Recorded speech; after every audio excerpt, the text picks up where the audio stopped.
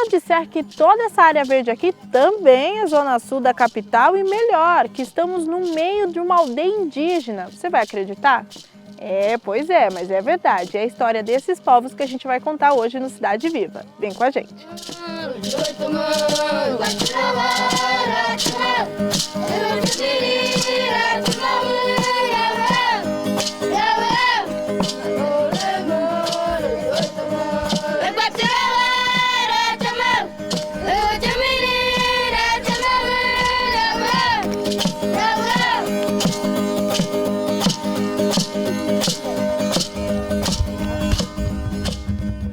A região de Parelheiros, extremo sul da cidade, reúne pequenas concentrações de povos guaranis remanescentes que lutam pela sobrevivência da etnia em meio à feroz urbanização de São Paulo. Neste bloco vamos conhecer a aldeia Crucutu. Atualmente, pouco mais de 300 pessoas vivem nessa área de aproximadamente 2 hectares.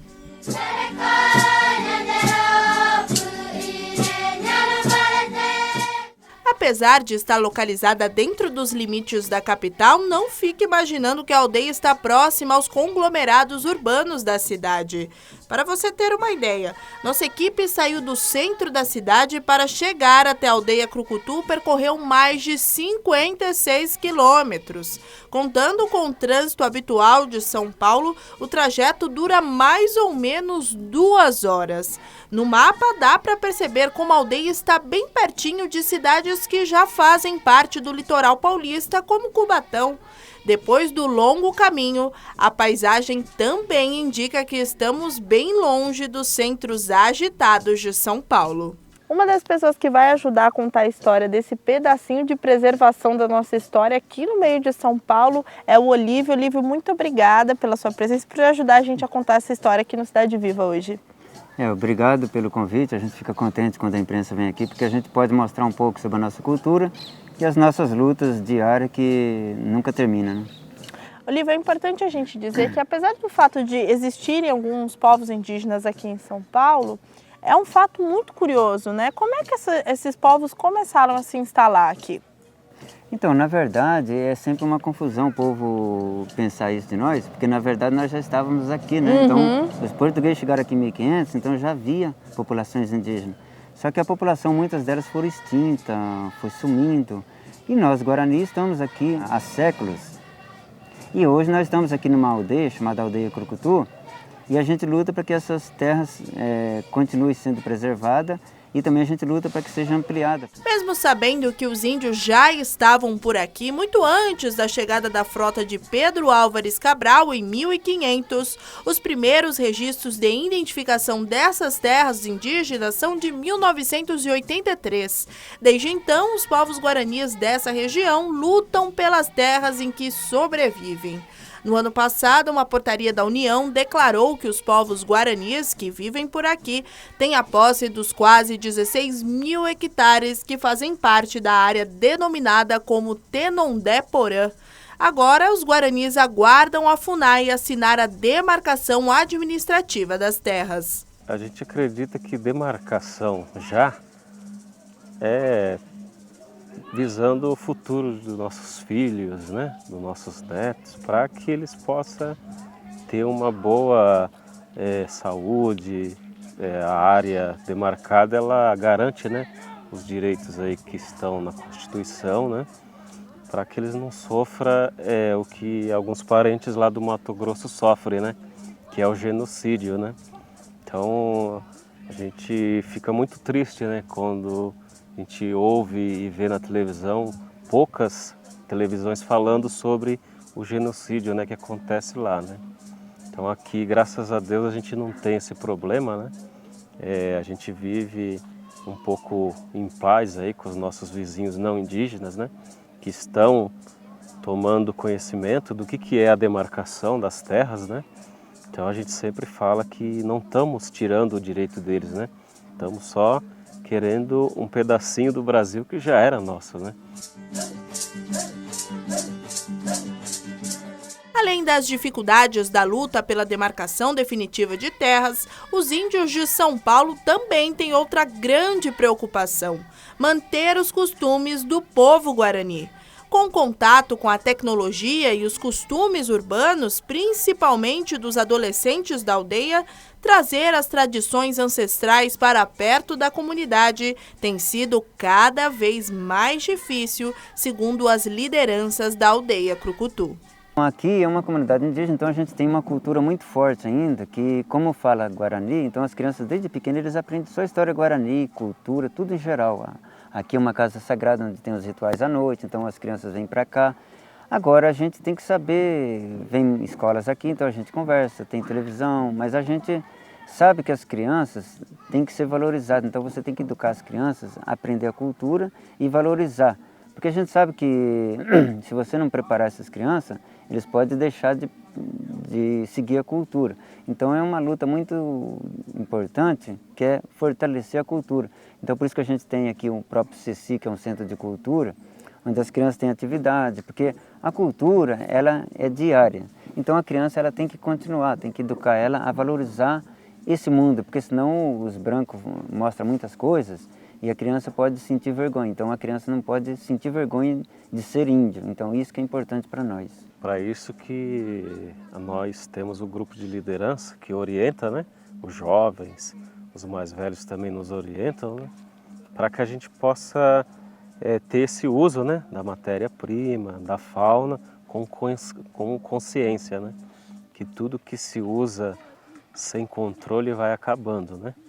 Então a gente tem aqui um projeto também de programa Aldeias, né, que é uma parceria com a Secretaria da Cultura, né, que contrata alguns jovens e alguns adultos para fortalecer já o plantio tradicional do milho, da batata, da mandioca, enfim, né, para que a gente possa dar continuidade, né, em pleno século XXI, né, preservando e fortalecendo cada vez mais a cultura, sem deixar de ser indígena, né? Esse grupo de danças tradicionais guaranis é todo composto por crianças da aldeia. Os ensaios e apresentações são feitos na Casa de Reza, que fica bem no centro da comunidade e é um dos pontos mais importantes da aldeia. Lá são feitos rituais e celebrações que buscam manter viva a ancestralidade desse povo. Mas tem gente que está propagando a cultura guarani de outras maneiras também. Esse é o Kunumi MC, que busca, através do rap, trazer à tona a luta dos índios paulistanos. Sou escritor, tenho 2 livros publicados, né? E tento fortalecer na literatura nativa, né? Também sou um MC, sou cantor de rap, né? E no rap tento levar na arte, né? Tentar falar um pouco da demarcação das terras indígenas, né, que é muito importante, né? Usando também a internet, através do YouTube, o MC chama a atenção para a importância da demarcação das terras indígenas. O Kunumi chegou, tentando demarcar e a zica para lutar. Negou, o Kunumi chegou, tentando demarcar e salvar o nosso estado. Além de cantar e dançar, crianças da aldeia Crucutu precisam ir para a escola também. Por isso, aqui na aldeia existem 2 centros educacionais. O CECI, Centro de Educação e Cultura Indígena para as crianças menores, e a Escola Estadual. Em todas elas, além das disciplinas básicas, como o português e a matemática, todas as crianças são alfabetizadas também em Tupi-Guarani.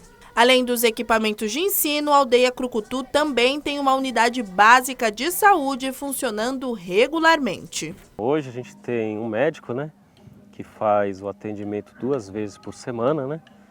Temos uma auxiliar de dentista, temos a dentista também, que faz o atendimento 2 vezes por semana, e temos auxiliares técnicas e uma chefe de enfermagem, né? E aí dentro daqui da aldeia mesmo, existe os agentes indígenas, né? Que é para facilitar o diálogo da língua portuguesa com a língua guarani, né? O agente de saúde acompanha o paciente indígena, né? E aí lá no hospital conversa com o médico e o que o paciente não entende, ele traduz falando em guarani para facilitar o entendimento da situação, né? Os equipamentos existentes na aldeia Crucutu atendem apenas uma parte das necessidades dos habitantes.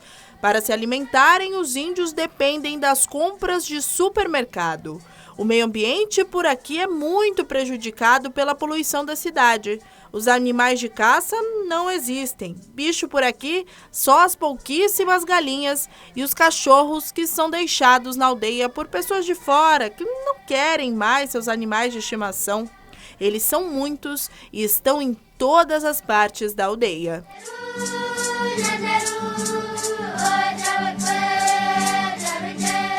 Para comer, vestir e manter a higiene, os índios guaranis paulistanos procuram meios de renda na aldeia. Como tem funcionário, eles ganham o dinheiro deles, então é o jeito deles saber cuidar da família deles, né? Então por isso que cada um no estado, no CECI, no posto de saúde, eles têm um emprego deles mesmos. Então cada um ganha seu dinheiro para fazer sua compra normal, suas roupas, todas essas coisas com o dinheiro dele mesmo, né? E a mata, como ela é importante para nós também, a gente não derruba, né? Então a parte que tem alguns quintais, então alguns plantam mandioca, outros plantam milho, alguns criam galinha, então a gente vai sobrevivendo assim. E aí, tá gostando de conhecer um pouquinho mais sobre as aldeias indígenas que ficam aqui em São Paulo? Então fica ligado, no próximo bloco você vai conhecer essa aldeia aqui, a Tenondé-Porã, que também fica na região de Parelheiros. Cidade Viva volta já já, fica com a gente.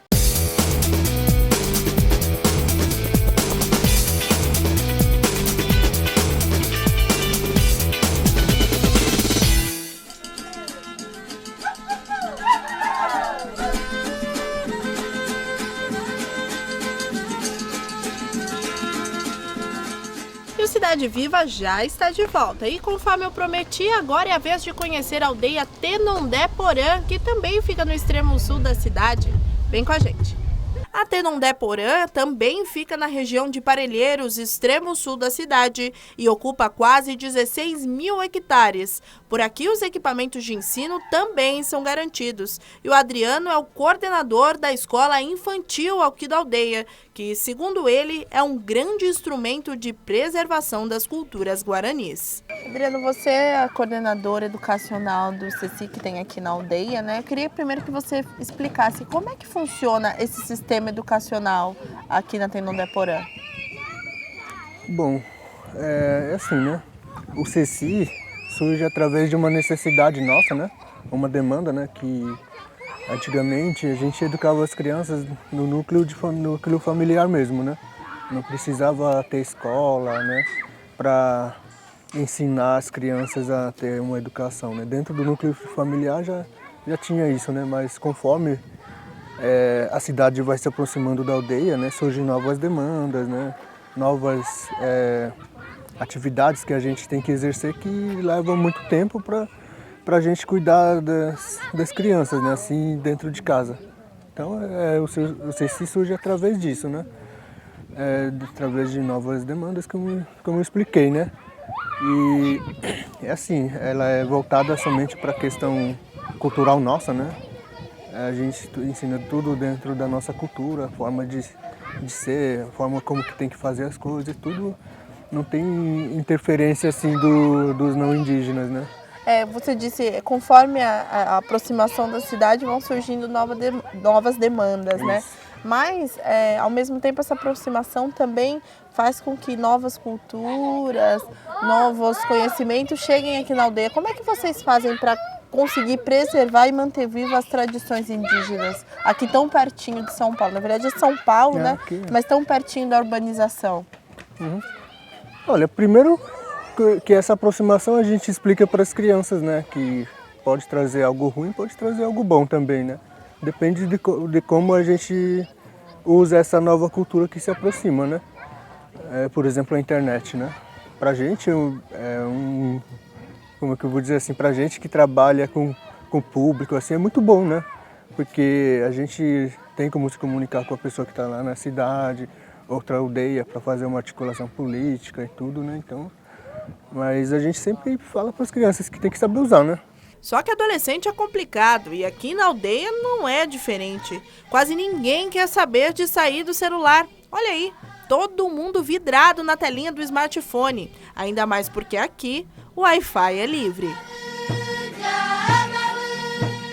Para dividir os desafios da aldeia, como a demarcação de terras e a preservação da cultura, os aldeiados da Tenondé-Porã decidiram extinguir a figura do cacique. Agora a aldeia é comandada por um grupo de líderes que dividem as tarefas e responsabilidades. Tem uma pessoa que acompanha mais a área da educação, né? A área da saúde, captação de projetos, né? Então, é dividida dessa forma, né? Problemas internos que tem também já fica na mão dessas 5 lideranças, né, que a gente tem hoje, que são representantes, né? Quando tem alguma discussão de saúde, educação, a gente, essa pessoa vai acompanhar e vai trazer, se tiver algum problema ou algum ganho para a comunidade, para o grupo de lideranças, né? Se vai acontecer algum projeto que vai impactar dentro da nossa área, essa pessoa é responsável pela recepção do problema e trazer para a comunidade, comunicar, né? Está acontecendo isso e a gente resolve o que fazer, né?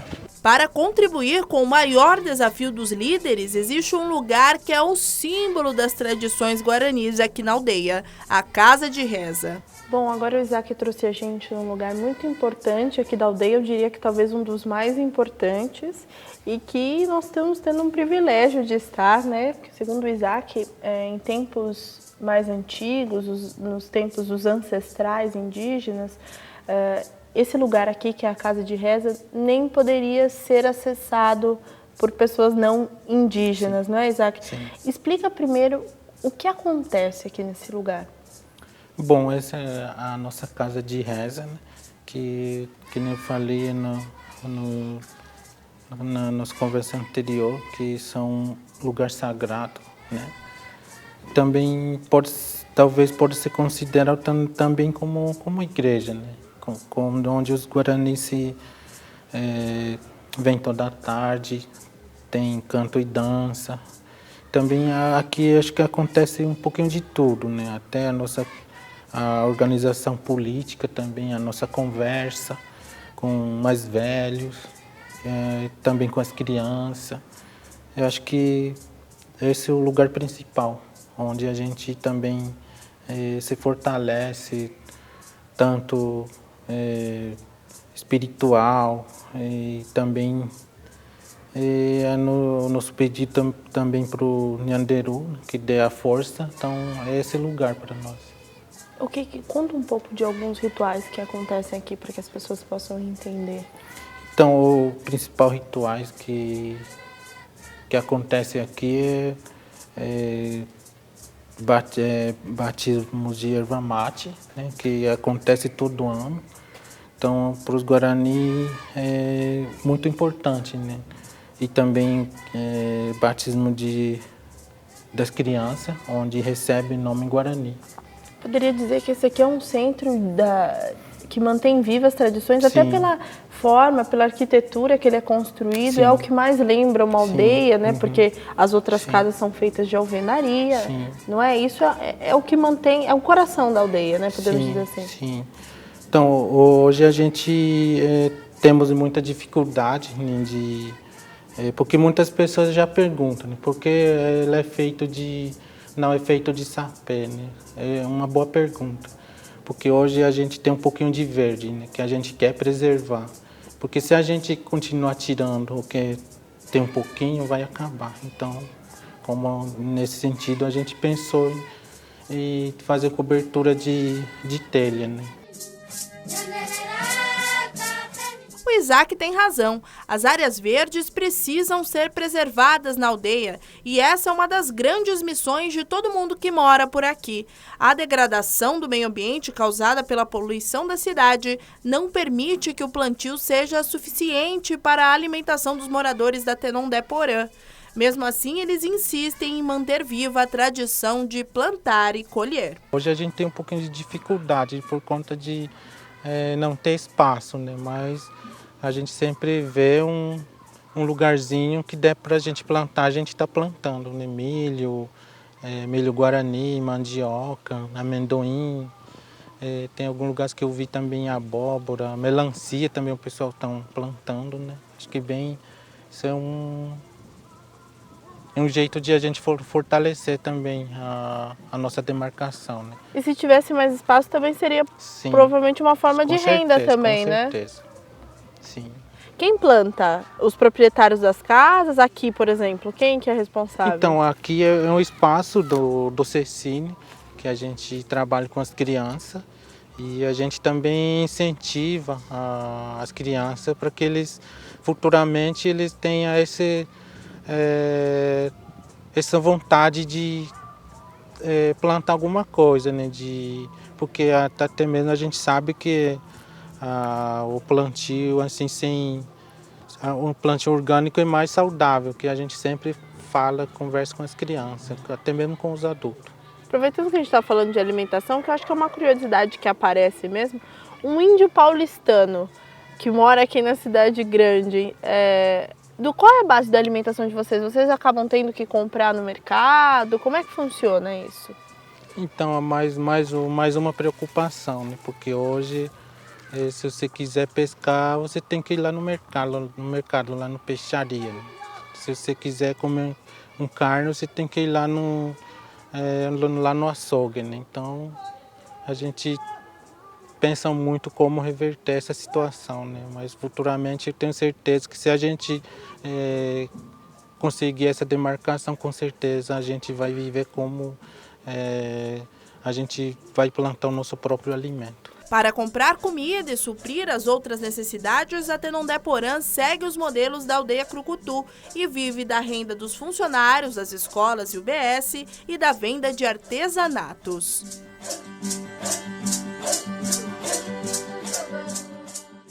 As aldeias aqui da região também arrecadam fundos com visitas monitoradas ao território. Elas são agendadas. Para contato com a Crucutu, o telefone é 11 5978 4325. Na Tenondé Porã, o número é 11 5977 3689. As visitas custam até R$ 25.